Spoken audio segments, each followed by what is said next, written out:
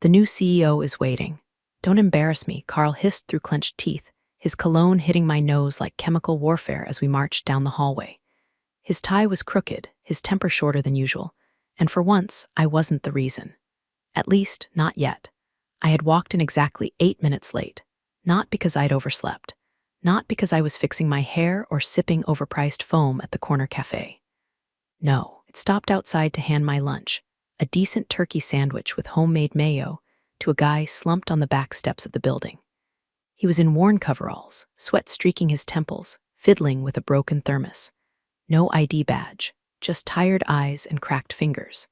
And something about that posture, shoulders hunched like the weight of the world had been on them too long, made me hand him the brown bag without thinking twice. Carl didn't see that part, just saw me enter the lobby late.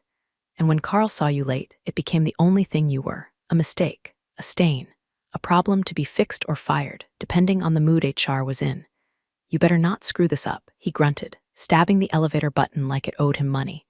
You already cost us face by not being here when the meeting started. Cost us face. I resisted the eye roll. The only face Carl cared about was the one in his phone camera, rehearsing smirks for client Zooms while I fixed the spreadsheets he butchered. If you've ever felt like a background prop in your own job, you'll understand. I was the polite nod in the corner of every team photo. The one who just has a knack for paperwork. The one who stayed late, rechecked vendor codes, reworded legal blurbs, smoothed over emails Carl sent at 11 p.m. while wine drunk, and then watched him take credit again and again. Don't worry, this isn't another I found his Slack messages by accident confession. Nothing about this story is accidental. It's just years of swallowing everything. The backhanded compliments, the ignored ideas, the condescending Judith, can you pretty this up for the client? After he'd mangled the actual content. Anyway, if you're still with me, hey, take a second and tap that like button or hit subscribe. We don't ask much, but it really keeps the team going. And let's be honest, know you want to see how this ends. The elevator dinged and Carl barreled out, shoulders squared like he was storming Normandy. I followed, straightening my cardigan, smoothing my expression into the same non-threatening efficiency I'd perfected over the last 6 years. We entered the boardroom late, not fashionably, not charmingly, just late enough to matter. 12 heads turned. The CFO, the ops director, legal counsel, even Clara from HR with her always suspicious smile. Carl cleared his throat like a high school drama kid about to monologue. I scanned the room for a seat and froze. At the head of the table, flipping through a crisp blue folder, sat the man from the back steps.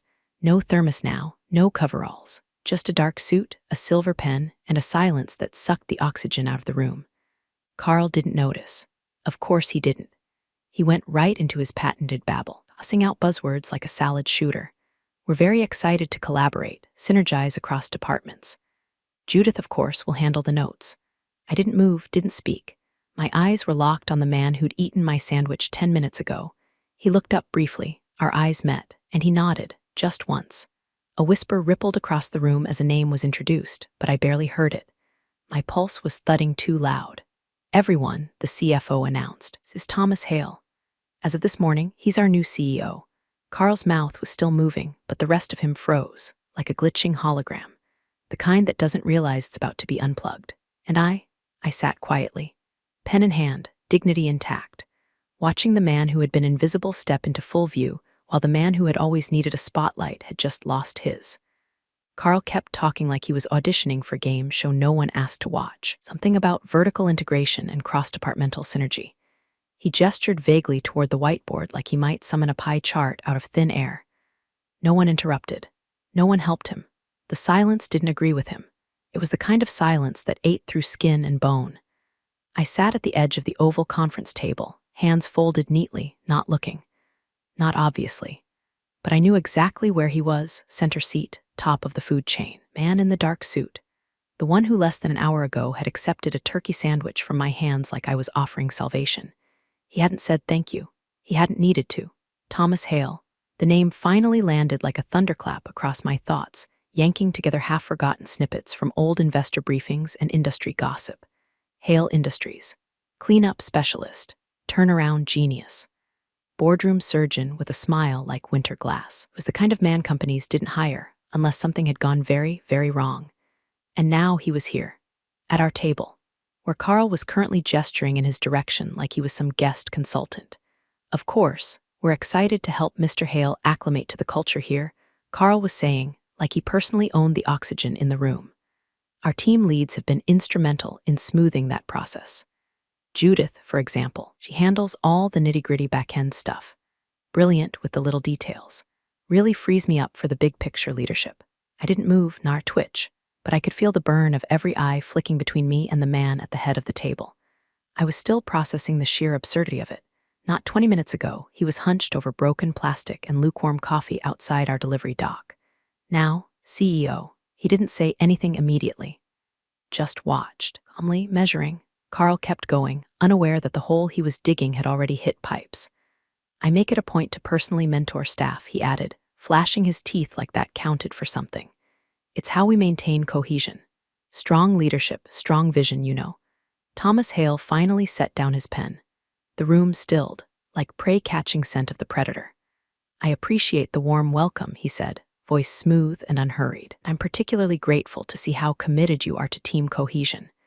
That'll be important in the next few weeks. Carl smiled as if he'd just won something. Absolutely. Mr. Hale's eyes skimmed the table. And then, there it was, he looked at me. Only for a moment, a flicker. But the weight of it was immense. He wasn't smiling, but something in his expression said, I remember. And maybe, I saw you before they did. I gave the smallest nod I could manage. Not approval, not gratitude, just acknowledgement. I could practically feel Carl's ego ballooning beside me.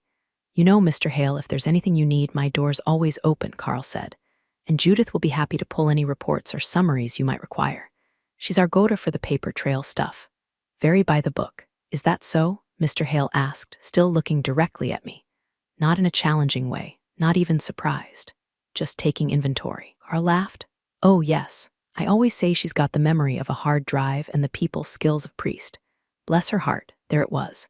That passive-aggressive Ohio brand of sexism wrapped in a compliment and sprinkled with cinnamon condescension. Thomas Hale didn't react. He just flipped the folder shut. I'll be conducting departmental evaluations over the next few days, he said. No major changes yet, just observation. I'm sure I'll learn a lot. HR director cleared her throat like someone trying not to choke on a lie. Carl finally shut up, sensing, maybe for the first time, that he wasn't charming anyone, that his jokes were landing like bricks in a punch bowl, that something in the room had shifted and it wasn't in his favor. I sat motionless, but inside, my pulse was doing its own little tap dance. No one knew yet, not really, not the way I knew, because I'd seen the man before the title. I'd watched him accept kindness without flinching. And now he was watching too, not just the spreadsheets, not just the org charts, but the people, the choices, the rod. He was going to dig. And I, for once, wasn't the one with dirt on my hands. Thomas Hale didn't slam his fist or raise his voice. That wasn't his style. He wielded silence like a surgeon's scalpel, clean, deliberate, meant to cut without leaving a mess. Boardroom had been meandering through Carl's pet project presentation, a half-baked proposal dressed up in meaningless graphs and buzzwords. I'd seen him rehearse it the night before, pacing his office like a man possessed, tweaking phrases like disruptive pipeline leverage and vision-forward profitability. It meant nothing. It always meant nothing. But Carl had learned long ago that if you said it confidently enough, no one would question the scaffolding. Until today. Thomas waited until the last slide faded and the lights flickered back on. He didn't clap. He didn't nod. He simply reached into the leather folio beside him and pulled out a single sheet of paper, one I hadn't seen before, an org chart, but not the glossy, PR-polished one Carl kept framed in his office. This was skeletal, real, names and roles, dotted lines, who reported to whom, who held what power, who pretended. He placed it flat on the table in front of him, then turned it slowly until it faced us. And then, with the quiet precision of someone asking for cream in his coffee, he tapped Carl's picture. What exactly does this person do? The room froze. At first, I thought I'd imagined it, that maybe he meant the role, not the man. But he didn't look away. His finger rested firmly on Carl's smug corporate headshot, one where his tie was just slightly off-center and his eyes tried too hard to look important. Carl blinked, smiled, laughed, even too high-pitched. Well, I lead, he said, shifting in his chair. Department oversight, big picture execution, cross-functional alignment. I'm the strategic driver of. Thomas held up a single hand. I'm asking for clarity, not keywords. Carl's mouth opened, but nothing came out. He looked to the CFO, then HR. Ops. No one moved. No one made eye contact. A few blinks, one cough. It was like watching a magician reach into his hat and pull out nothing. I didn't speak, didn't twitch. I sat so still I could feel my pulse in my ears, because I knew what came next. For years, Carl had feasted on ambiguity. Claimed credit for wins he barely understood, delegated disasters and called it empowerment. When he wasn't in meetings, he was thinking big. He was in meetings, he was too senior to be granular. Now he was naked. Thomas tilted his head. Let me ask differently. If this role were vacant tomorrow, what function would be interrupted? Carl's face was red now, too red, like a man slowly realizing he stepped into a room with no exits. Well, budget sign-offs, obviously, staff reviews, client escalation. I oversee the people who, that's management, Thomas said calmly.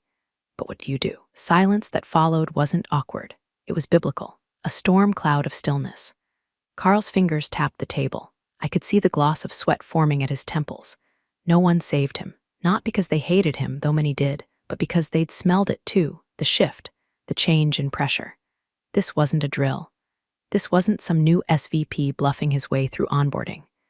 This was a man who gave his lunch to strangers, remembered faces, wielded precision like a weapon. Carl finally said, with a laugh that cracked at the edges, well, I guess I keep everything running. Thomas smiled, not warmly, not cruelly, just the faint curve of someone who's already decided what happens next. Let's test that, shall we? He glanced at his assistant, who immediately began writing something down. No one breathed, and I sat, hands folded, spine straight, the ghost of a smirk tugging at the corners of my mouth, because for the first time in years, I wasn't the one being questioned. I wasn't the one being doubted or dismissed. Carl had spent 6 years walking through fire and blaming me for the smoke. Now, someone else smelled it too. It started with an all-staff email at 6:47 a.m. Subject line, Internal Review Departmental Compliance. It was framed as a routine systems audit, but the phrasing was too clean, too polished. Nothing in this company was ever truly routine unless it came with donuts and a PowerPoint. This had claws tucked beneath corporate stationery. By 9 o'clock, Carl's office door was shut. By 9:15, he was pacing. And by 10 o'clock, he was standing in front of my desk with the kind of smile you'd expect from someone offering candy in a van. You've been busy, he said, voice low, fingers gripping the edge of the cubicle divider hard enough to whiten his knuckles. Didn't look up from my monitor. It's Tuesday. You know damn well what I mean. Do I? He leaned in. This audit. It's you, isn't it? I met his eyes, slow, steady, like I'd practiced it in the mirror for years. I wouldn't waste the effort. And that was the truth. Not because he didn't deserve it, he did, 10 times over, but because whatever fuse had been lit didn't need my hand on the match. The burn had already started, and I wasn't about to stop it. Carl tried to keep his voice down. He really did. But panic has a funny way of leaking out of even the slickest mouths. They're asking for time cards, he said. Vendor receipts from Q3, mileage reports. Who the hell digs into mileage? I gave a half shrug. People who know where to look. He flinched like I'd slapped him. By noon, HR had sent me a polite email. Judith, could you assist us with some document verification for the internal audit? No accusations. No formal summons. Just assist, as if I were a volunteer in a school bake sale. I opened my folder. I didn't need time to dig. I had it all. Every reimbursement form Carl forgot to fill out. Every vendor code he mysteriously redirected to his buddy's consulting firm. Every half-assed expense labeled client engagement working lunch, which was just him buying 2 bourbons on the company card while I sat in the office rewriting proposals. Wanted attachments? They got them, timestamps. Email threads, my notes clean and dated, not a single comment, not a single opinion, just facts cold and lined up like soldiers. The HR rep didn't reply immediately. When she did, it was a curt, thank you, that was thorough. Carl avoided me for the rest of the day, but I saw him through the glass, shouting into his cell, sweating through his shirt, trying to turn this into someone else's fault. It was his legacy, deflection dressed up as leadership. But this time, the storm he thought he could outrun was already inside the walls. And I was just a quiet woman with good records and a better memory. I didn't smile, I didn't gloat. But inside, there was a heat I hadn't felt in years, a flicker of something sharp and steady. Not revenge, not yet. Just the scent of truth finally catching up.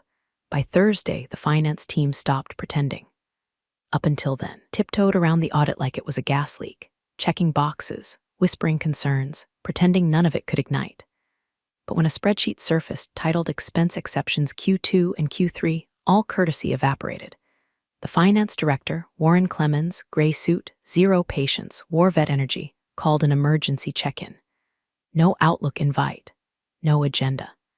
Just a stiff knock on the glass door of Carl's office, and 5 minutes later, Carl was walking out red-faced and muttering about data being taken out of context. I didn't ask, but I knew. I'd seen the spreadsheet. It was quietly passed to me by Eva in finance, slipped under the polite fiction of "could you verify these entries match your records?" She didn't even wink. Just handed me the grenade and walked away. The thing was a masterpiece of corporate rot. Rows of working lunches at steakhouses Carl never invited clients to. Backs buried under vendor routing codes I'd flagged in monthly reports, only to be told, "Don't worry, it's above your level." Even time cards where Carl had billed hours he'd spent in Palm Springs golfing with his brother-in-law. And each red flag was tied to his login credentials, his approval stamps, his idiotic habit of using the same 6-digit password on everything like the system was a toy box and not a vault. I opened my own logs, matched entries, cross-referenced dates. My work was clean, tidy, verified and verified again because I never had the luxury of making mistakes. Carl had always assumed that if it ever came down to a he said, she said, the company would believe the man with the corner office and the dry-cleaned-in seams. But numbers don't flinch. By late afternoon, an unexpected email landed in my inbox. Subject: Confidential transition planning from Thomas Hale. Judith. Could you prepare a brief memo outlining critical responsibilities in your department in case we need to ensure continuity? Please keep this between us for now. Much appreciated. No threat, no pressure, just in case. I stared at the screen for a full minute before responding. Of course. I'll have it by tomorrow morning. Then I opened a blank document and started typing like I'd been waiting my whole life to write this exact memo. I detailed everything. Did what broke when Carl was out, how decisions were funneled, what tasks I completed that were credited to others. I didn't embellish, I didn't spin, I didn't need to. Truth presented plainly can be devastating. When I hit save, the file was called Transition Outline Final, not draft, not working copy. Final. At 5:46 p.m., Carl finally slithered back to my desk, sweating through his designer shirt like a man who'd just run through a thunderstorm of receipts. "They're asking about Q3, he said, trying to sound calm but failing miserably. "You handled a lot of that, right? Vendor onboarding, reimbursement forms, just let them know that." I turned my chair, met his eyes. "You signed off on every one of those yourself." "Yeah, but you prepared them," he said, voice tight. "No," I said quietly. "I flagged them. You overrode me." Blinked. I let the silence hang. Let him chew on it. Let the knowledge settle that I'd kept every email, every rejection, every instance he waved away a risk like it was a mosquito.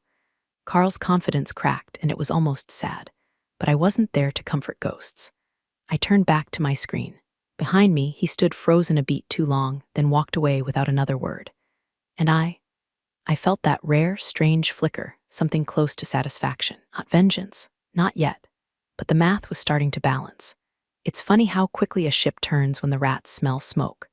By Monday, the same managers who used to nod politely at me in elevators, then promptly forget I existed, were suddenly lingering outside my cubicle with nervous smiles and compliments that tasted like overcooked oatmeal. "Judith, I always said you were the glue around here. Judith, if you ever need anything, anything at all." My door's open. Even Barry from legal, who once referred to me as just the admin gal with strong opinions, brought me a coffee I didn't ask for. It was the wrong order, of course. He guessed I drank something simple, handed me a venti black like it was an olive branch and not a thinly veiled bribe. I accepted it, smiled, logged the time and date in a sticky note tucked under my keyboard labeled, "When they changed their tune."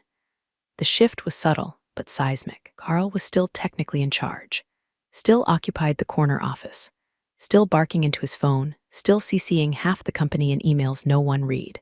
But the air around him had changed. Lighter, like his authority had been scooped out and replaced with something hollow and rattling. Meetings started without him. Decisions didn't wait for his sign-off. At one point, I saw him standing outside the boardroom, palm on the glass, staring at a strategy session he hadn't been invited to. He didn't even knock. Just turned and walked away. And me, I kept my head down, completed the reports, sent the summaries, Did my job like I always had, only now the silence around me buzzed with curiosity. They didn't know what I was, not yet. A witness, a threat, a replacement, maybe all three. But I documented everything, every shift in tone, every sudden compliment, every casual "we should catch up sometime" from people who used to forget my name in client meetings. And I said nothing, because I didn't trust them, because I didn't need to. One afternoon, as I was leaving late as usual, I heard footsteps behind me. I turned, expecting another awkward manager, another backhanded apology, or poorly disguised question about the CEO's email patterns. But it was Ellie, junior associate, 25. New, nervous, kind of worker who used to shrink in Carl's shadow and flinch when asked to stay late. She held a folder awkwardly against her chest, like armor. "I just wanted to say," she started, glancing down the hallway to make sure we were alone. "You always treated us like people. We noticed." I blinked. "Thanks," I said, throat tighter than I expected. "You didn't have to. Most people here don't." And with that, she walked off, hugging her folder like it might bite her. Stood there for a long moment. That simple sentence, "you always treated us like people," hit harder than anything I'd heard all week, because it wasn't just about me. It was about all the tiny kindnesses, the late-night coaching, the gently edited emails, the shield I'd built between the junior staff and Carl's bullshit. I'd done it instinctively, to protect them, to survive.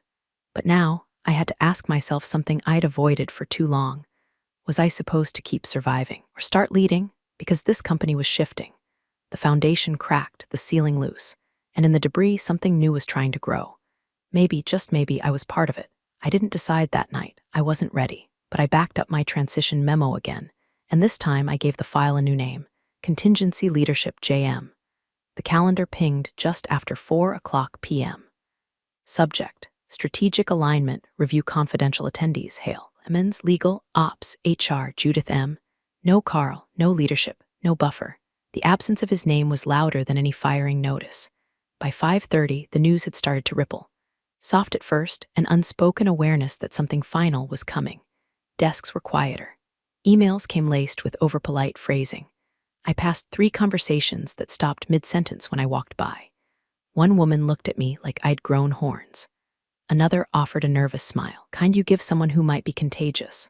I stayed late. Not because I had work, my transition memo was finished, scrubbed, proofed, time-stamped. I stayed because the air was charged, and I wasn't sure what tomorrow would bring. At 7:12 p.m., I heard his voice. "Judith." Carl stood in my doorway, face tight, hands stuffed into his pockets like a kid caught shoplifting. He didn't look like a man with power anymore, looked like someone who still hadn't admitted he'd lost it. "You have a minute?" I considered saying no, considered packing my bag and walking out. But I was tired of carrying the weight of silence. "Sure." He stepped in, shut the door, didn't sit. Just stood there, shifting his weight, rehearsing a speech in his head that clearly wasn't coming out the way he planned. I know things have gotten a little intense," he began, "and I wanted to clear the air. Before tomorrow." I raised an eyebrow. He chuckled nervously. "Look, you and we've had our ups and downs, but I always respected you, Judith. I know I wasn't always great at showing it, but come on, this place would have fallen apart without us." Us. The man had the audacity to say us. "You're going to that meeting tomorrow," he said, voice low now. "I'm not stupid. I know what this is. But if anyone knows the truth, it's you." He stepped closer. "Tell them, Judith. Tell them I kept things moving. That I delegated. That I trusted my team. Tell them I built this department with you." I stared at him, taking in the desperation beneath the arrogance. The cracks in the armor. "I already did," I said. He blinked. "For years," I added, "I defended you, covered for you, fixed your mistakes, smiled at your clients, rewrote your garbage. I let people think we were a team when really I was your safety net. And you never once noticed." He didn't speak. "You want me to save you?" I asked, standing. "Then you should have seen me when it mattered." I picked up my bag, slid my badge into my coat pocket. "Good night, Carl." He didn't say anything. Just stood there, arms limp at his sides like the bones had drained out of him. As I walked past, I paused. Not for him, for myself. Because that woman, the one who used to shrink under his size, second-guess every comma in her emails, used to sit outside his office and wonder if competence would ever be enough, she was gone. And in her place stood someone who didn't need saving. The elevator doors opened, and I stepped inside without looking back. Tomorrow, there would be no more pretending. Tomorrow, the silence would speak. At exactly 9:07 a.m., the building shifted. Not physically, not in any structural sense. but the energy in the office, the air between the keystrokes and coffee slurps, it started with a flicker of confusion in the receptionist's voice. A barely audible, "Oh, okay, yes, right this way," followed by the squeak of patent leather against linoleum. Then footsteps, heavy, deliberate, accompanied by two members of corporate security, not the rent-a-cop types who shuffled around after hours, but the internal team. Plainclothes, professional, the ones you only saw when someone higher up whispered, "Make it clean." Carl walked between them, wasn't handcuffed, wasn't shouting, wasn't red with rage like I thought he'd be. He looked hollow, like a man who had stayed too long at a party, realized too late he'd lost his wallet, and was now walking home in shoes 2 sizes too small. He clutched a slim manila folder and nothing else. No laptop. No coffee mug with the #1boss sticker. Just a piece of his pride, and whatever paperwork legal had finally pushed across the table. Bullpen went silent as he passed. No goodbyes, no nervous jokes, not even a cough. Just the hum of screens and the rustle of someone quietly rolling their chair back so he could pass. And me? I was seated in the glass-walled planning room across from the reception desk, reviewing final integration documents with Thomas Hale's assistant, Monica. I didn't flinch, didn't look up until I felt it, his gaze. He stopped, barely a second, looked right at me through the glass, not pleading, not angry, just searching. And I gave him nothing. No nod, no smile, no acknowledgement. Because I'd already given him more than enough over the years, my weekends, my credit, my silence. And now he could walk out with what little he had left, the realization that the woman he dismissed was the last face he'd see on the way down. Thomas Hale entered the room 2 minutes later, perfectly timed. He looked through the glass, watched the door shut behind Carl's exit, then turned to me and said, "Let's begin." And just like that, it was done. Carl was out, the charade was over. I opened the folder in front of me, flipped to the transition roadmap I'd finished the night before, and slid it across the table. Thomas skimmed it, nodded, impressive. I didn't reply. Just took a quiet sip from my coffee and waited. The rest of the office moved like it was underwater, stunned whispers, eyes darting, people pretending to be busy while eavesdropping from behind shared monitors. But inside this room, the air was still, clear, uncluttered. Monica handed me a badge, a new one, still blank on the front. No department title, no hierarchy stamped in plastic, just my photo and a quiet beep as it unlocked the systems Carl used to gatekeep. I placed it beside my notepad, let my fingers rest against it like it might disappear. Thomas leaned back in his chair. "You good?" I looked him in the eye, finally. For the first time in a long while, I said, "Yeah." He smiled, not wide, not performative, just real. We dove into the numbers. And behind the glass, the office kept pretending it didn't just watch a man implode. The conference room felt different now. Not just because the air vents finally worked or because someone had swapped out the dead fern in the corner. It was the absence. The absence of tension, of tiptoeing, of Carl. A week had passed. Enough time for the rumors to rot into facts, for the whispers to go stale. People still spoke in half sentences when I walked by, but there was no more mock surprise in their tone. Just adjustment, realignment, the slow exhale of an office shedding dead weight. I sat where Carl used to, chair angled just slightly off-center, as if the furniture still remembered its old shape. My laptop was open to the weekly review doc, already color-coded. A pen rested across my fingers, uncapped but unused. The door clicked. Thomas Hale stepped in, crisp as ever, suit sharp enough to split atoms. He didn't say hello, he never did. He just nodded like this was all as it should be. I reached into my tote, pulled out a brown paper bag, and slid it across the table. "Didn't think you'd want to skip lunch again," I said, voice light but steady. His hand paused on the bag for just a second. Then he smiled, not the tight professional smirk he used with board members. This one was quieter, real. He opened the bag. Inside, another turkey sandwich, same homemade mayo. Same folded napkin with a tiny scribble in the corner, today's date, underlined twice. "You remembered," he said. "I tend to keep records," I replied. He laughed, and for a second we sat in silence, two people bound not by grand gestures, but by the memory of one. Behind him, the whiteboard gleamed. Fresh markers, no clutter, and there it was. The new org chart, my name centered, not hidden in a cluster of dotted lines or buried under 6 layers of abstraction. No longer the silent hand behind someone else's headline. I was there, where people could see, where no one could pretend I wasn't the one holding it all together. Judith Meyer's strategic operations, it wasn't flashy, wasn't even bolded, but it was real. Mine. Thomas leaned back in his chair, wrapped the sandwich, took a bite, and nodded appreciatively. You've earned more than this, you know. I know. He studied me. You planning to ask for it, eventually. Good, we got to work. No one barged in. No one interrupted. No chaos. No Carl. And as we reviewed forecasts and vendor adjustments, I thought about all the nights I spent cleaning up after a man who couldn't tell a balance sheet from a bar tab. All the quick favors, the small edits, the mind printing this one last thing. I thought about how invisible I had let myself become just to keep the walls from caving in. And now, I was still quiet, still steady, still the kind of woman who packed 2 lunches in case someone needed one. But I wasn't invisible anymore. And that, more than anything, was enough. Appreciate you sticking around, you wise old rebels. Smash that subscribe button, or this fossil might just cause another epic fiasco.